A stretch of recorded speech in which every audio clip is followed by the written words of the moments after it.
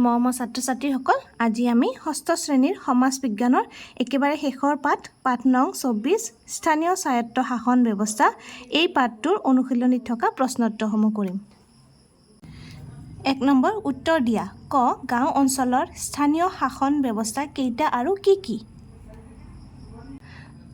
লিখিবা গাঁও অঞ্চলৰ স্থানীয় শাসন ব্যৱস্থা তিনিটা, সেইকেইটা হ'ল গাঁও পঞ্চায়ত, আঞ্চলিক পঞ্চায়ত আৰু জিলা পৰিষদ। খ নম্বৰ গাঁও পঞ্চায়তৰ সদস্যৰ সংখ্যা কিমান? গাঁও পঞ্চায়তৰ সদস্যৰ সংখ্যা 10 জন। ক নম্বৰ কোন চনত অসমত তিনিতৰপীয়া পঞ্চায়ত ব্যৱস্থাৰ সূচনা হৈছে? 1994 চনত অসমত তিনিতৰপীয়া পঞ্চায়ত ব্যৱস্থা সূচনা হৈছে। খ নম্বৰ আঞ্চলিক পঞ্চায়তৰ কাৰ্যকাল কেইবছৰ? আঞ্চলিক পঞ্চায়তৰ কাৰ্যকাল 5 বছৰ। ঙ নম্বৰ জিলা পৰিষদৰ সমষ্টিসমূহ কিমান জনসংখ্যাৰ ভিত্তিত নিৰ্ধাৰণ কৰা হয়? জিলা পৰিষদৰ সমষ্টিসমূহ 40,000 জনসংখ্যাৰ ভিত্তিত নিৰ্ধাৰণ কৰা হয়। 2 নম্বৰটো চোৱা, শুদ্ধ উত্তৰটো বাছি উলিয়া। ক জিলা পৰিষদৰ কাৰ্যকাল কিমান? 5 বছৰ। 5 বছৰ, 3 আৰু 2টো কাটি দিবা, 5 বছৰ লিখিবা। খ নম্বৰ গাঁও পঞ্চায়তত অনুসূচিত জাতি, জনজাতি আৰু মহিলাৰ বাবে সংৰক্ষিত আসনৰ ব্যৱস্থা আছে আৰু নাই বুলি দিছে। আছেটো শুদ্ধ, নাইটো অশুদ্ধ, গতিকে এইটো কাটি দিবা, এইখিনি লিখিবা। গ নম্বৰ অসমত স্বায়ত্তশাসিত জিলা পৰিষদ কেইখন? 2খন। 3 আৰু 4 কাটি দিবা, অসমত স্বায়ত্তশাসিত জিলা পৰিষদ 2খন বুলি দিবা। তাৰপিছত ঘ নম্বৰ আঞ্চলিক পঞ্চায়তত নগৰ সমিতি, গাঁও পঞ্চায়ত, জিলা পৰিষদৰ সদস্যৰে গঠিত। আঞ্চলিকটো কি হয়? গাঁও পঞ্চায়তত পৰে। তাৰপিছত অসমত পৌৰ নিগম কেইখন? 1খন আছে। 3 নম্বৰ খালী ঠাই পূৰ কৰা।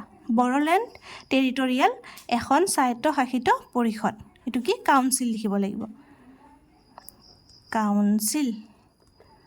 বড়োলেণ্ড টেৰিটৰিয়েল কাউন্সিল এখন স্বায়ত্তশাসিত পৰিষদ। তাৰপিছত খ নম্বৰ জিলা পৰিষদৰ এটা সমষ্টিত প্ৰায় কিমান জনসংখ্যা থাকে? 40,000। 40,000। তাৰপিছত BTC ডেছখন জিলাক লৈ গঠন কৰা হৈছে। কেইখন? 4খন।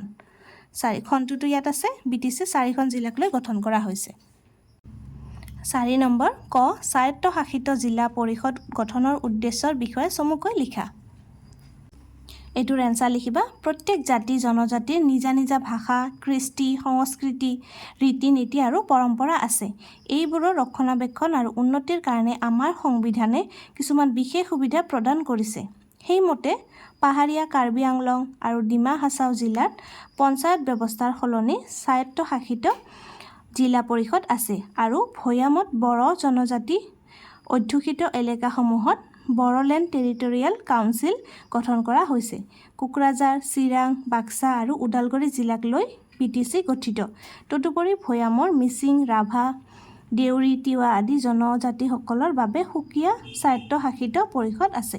এইখিনি লিখিব লাগিব তোমালোকে। খ নম্বৰ ভৈয়ামৰ যিকোনো দুখন স্বায়ত্তশাসিত পৰিষদৰ নাম লিখা। 1 নম্বৰ লিখিবা মিচিং স্বায়ত্তশাসিত পৰিষদ আৰু 2 নম্বৰ ৰাভা স্বায়ত্তশাসিত পৰিষদ। 5 নম্বৰ জিলা পৰিষদৰ কাৰ্যাৱলী লিখা। লিখিবা জিলা পৰিষদৰ কাৰ্যাৱলীবোৰ হ'ল, এনেকৈ দি 1 নম্বৰ এইখিনি লিখিবা। 1 নম্বৰ দি পেলাই জিলা পৰিষদে গাঁও পঞ্চায়ত আৰু আঞ্চলিক পঞ্চায়তৰ কাম কাজবোৰ পৰ্যবেক্ষণ কৰে আৰু সমন্বয় স্থাপন কৰে। তাৰপিছত এইটো 2 নম্বৰ দিবা।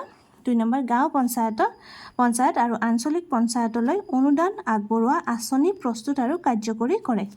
3 নম্বৰ দিবা আশ্ৰম, ছাত্ৰাবাস, শিক্ষানুষ্ঠান, সমবায় সমিতি, সাংস্কৃতিক বিকাশ কেন্দ্ৰ, হাট বজাৰ আদি প্ৰতিষ্ঠা কৰিব পাৰে। 4 নম্বৰ লিখিবা জলপথত নাও, ফেৰী আদিৰ ব্যৱস্থা কৰে। আজিৰ ভিডিঅ'টো ইয়াতে সামৰিছোঁ। আমি স্থানীয় স্বায়ত্ত শাসন ব্যৱস্থা এই পাঠটোৰ অনুশীলনীত থকা আটাইকেইটা প্ৰশ্ন উত্তৰে কৰিলোঁ। আশা কৰিছোঁ তোমালোক বুজি পাইছা আৰু লিখি ল'বও পাৰিছা। ধন্যবাদ।